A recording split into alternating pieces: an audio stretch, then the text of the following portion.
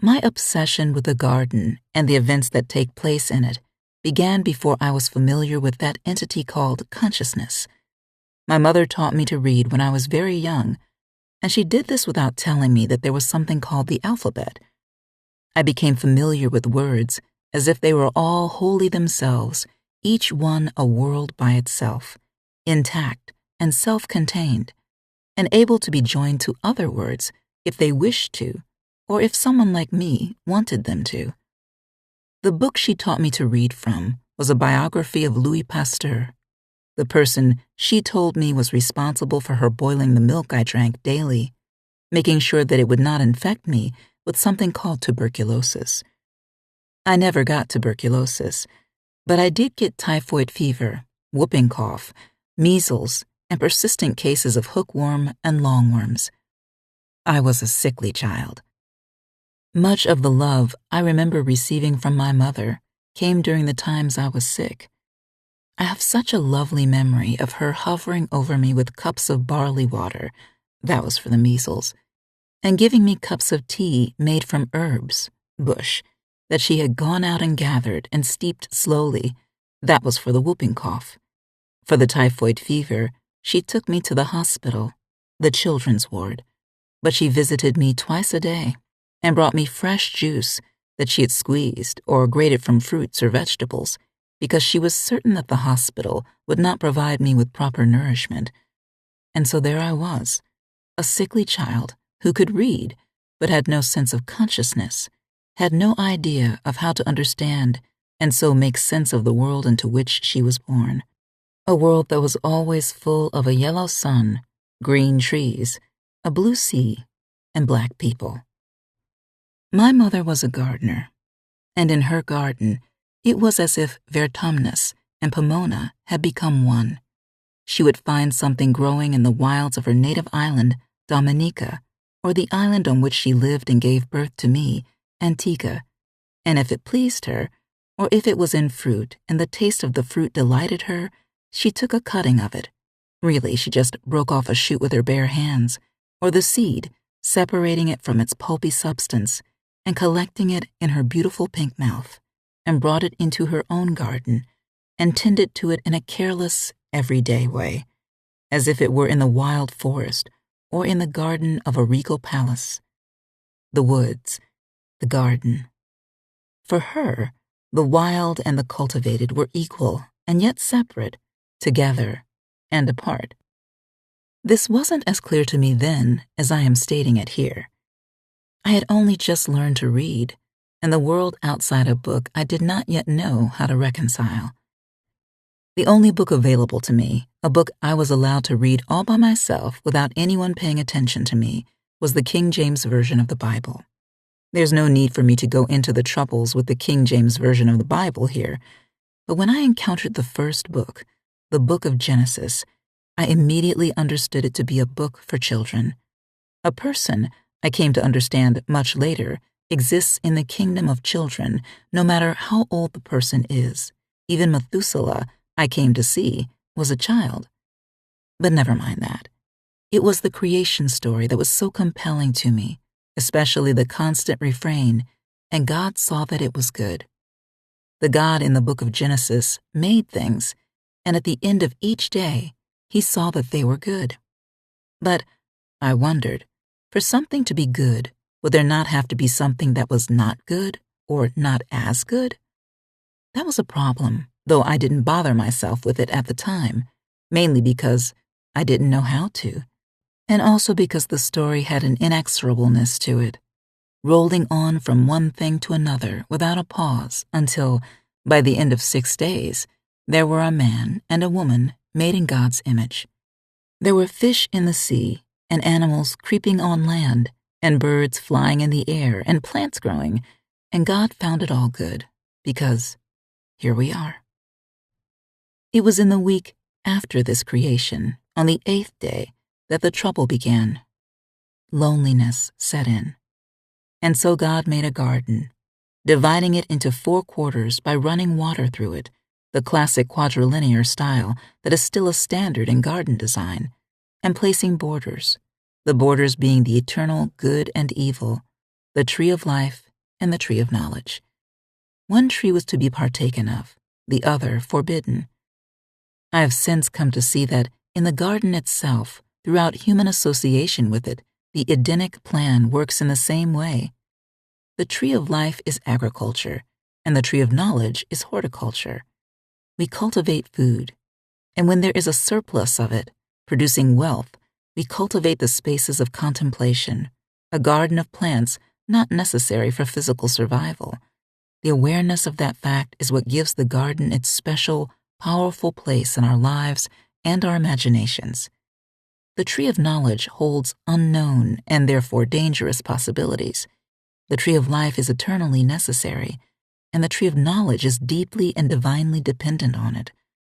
This is not a new thought for me.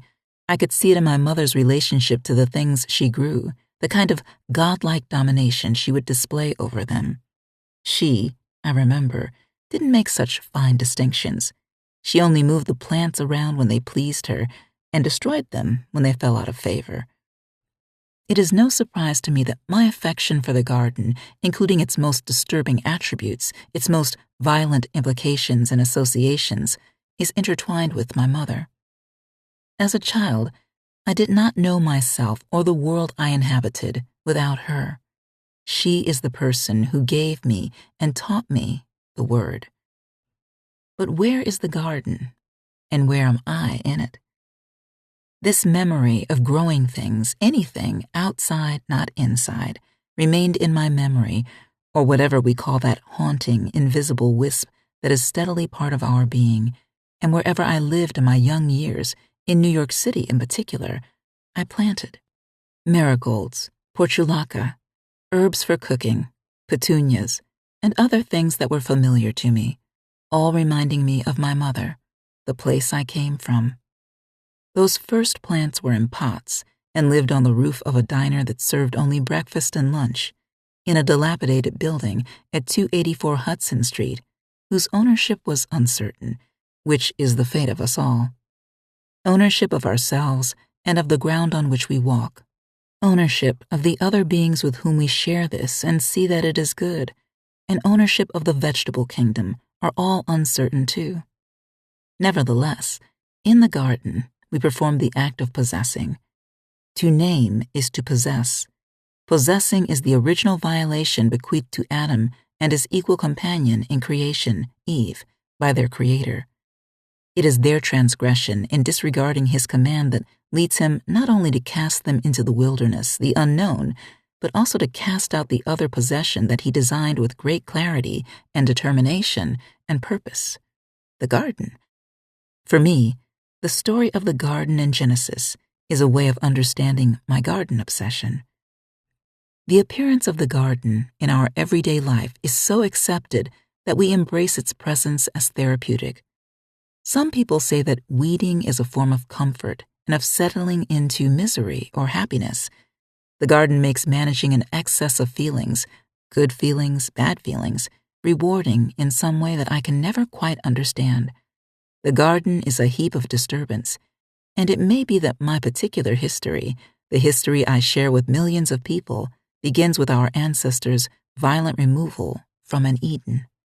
The regions of Africa from which they came would have been Eden-like, and the horror that met them in that new world could certainly be seen as the fall. Your home, the place you are from, is always Eden, the place where even imperfections were perfect, and everything that happened after that beginning interrupted your paradise.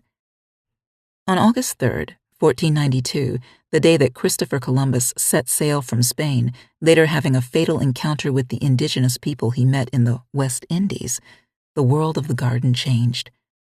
That endeavor, to me anyway, is the way the world we now live in began. It not only affected the domestic life of Europeans. Where did the people in a Rembrandt painting get all that stuff they are piling on? But suddenly they were well off enough to be interested in more than sustenance, or the tree of life, agriculture.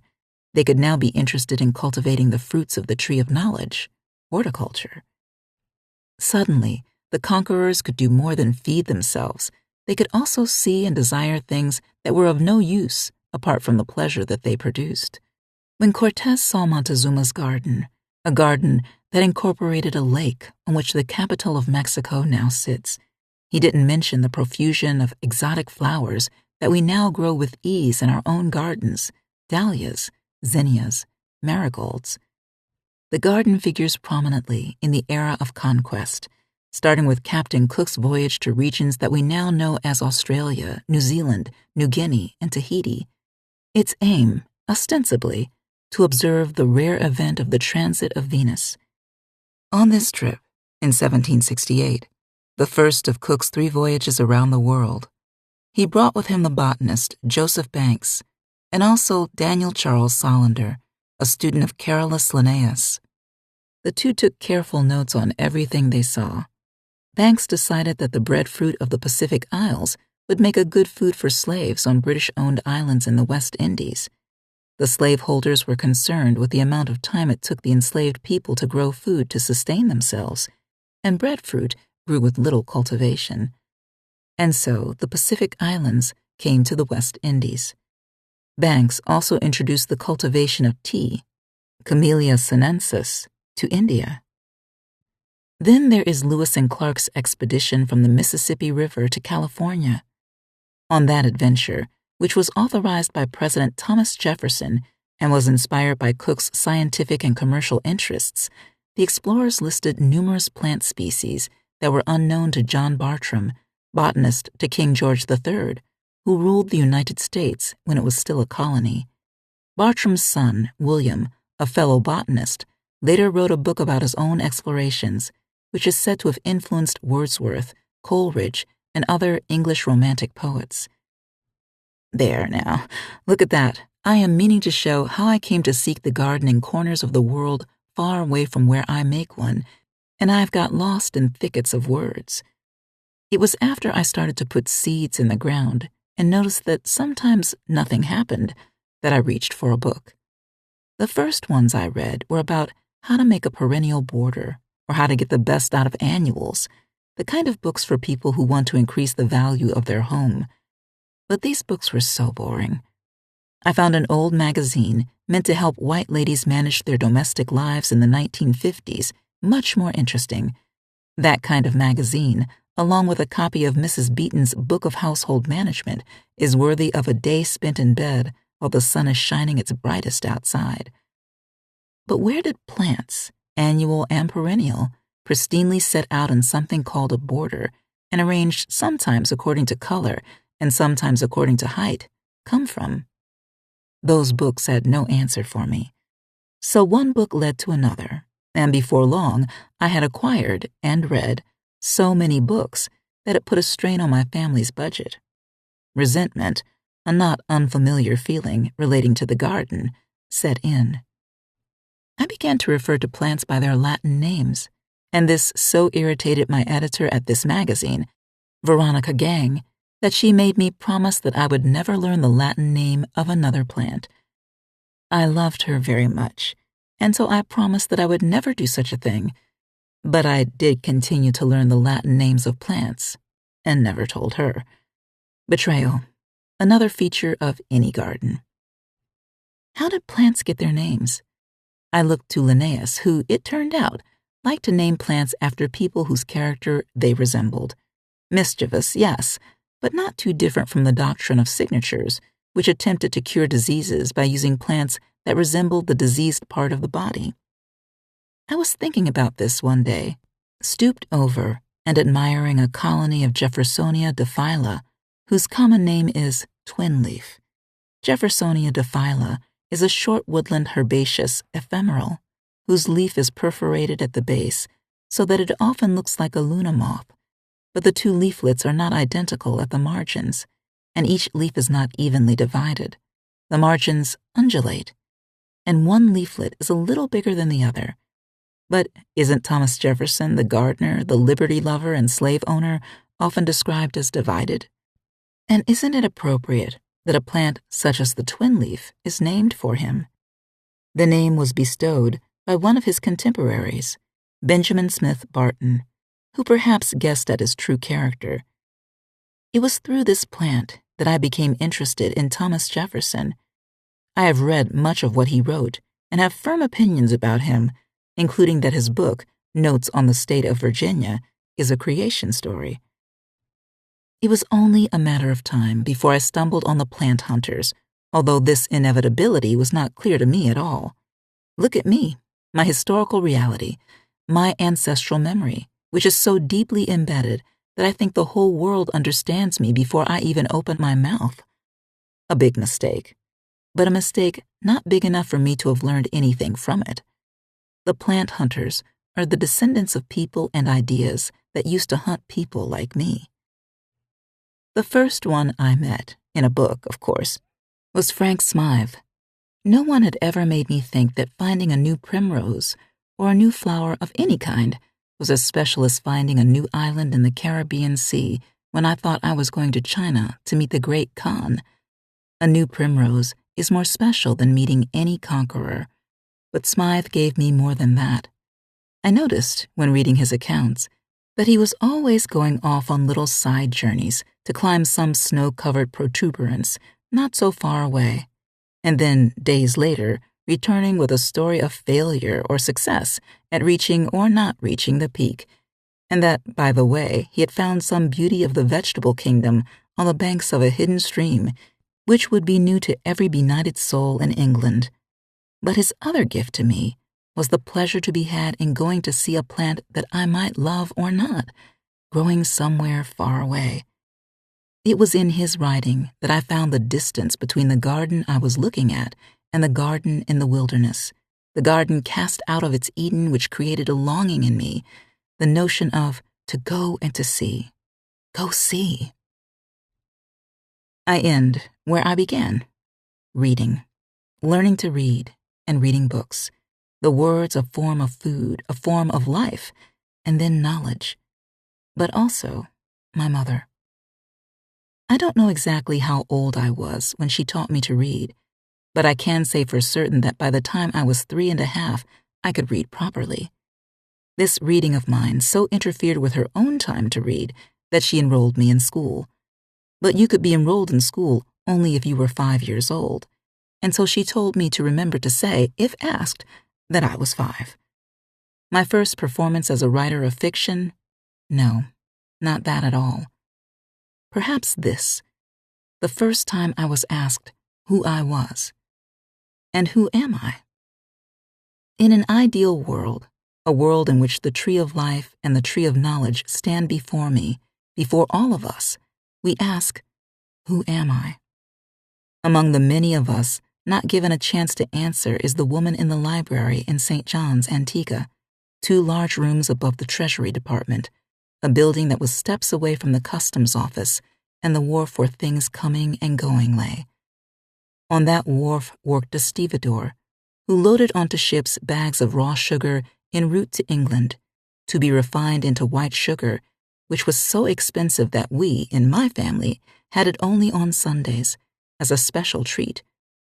I did not know of the stevedore, the lover of this woman who would not allow her children to have much white sugar because, somewhere in the world of Dr. Pasteur and his cohort, they had come to all sorts of conclusions about diseases and their relationships to food.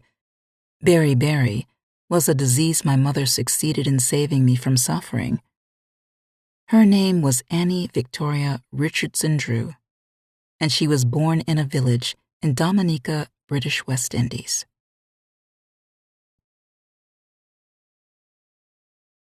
If you enjoyed this production, find the best long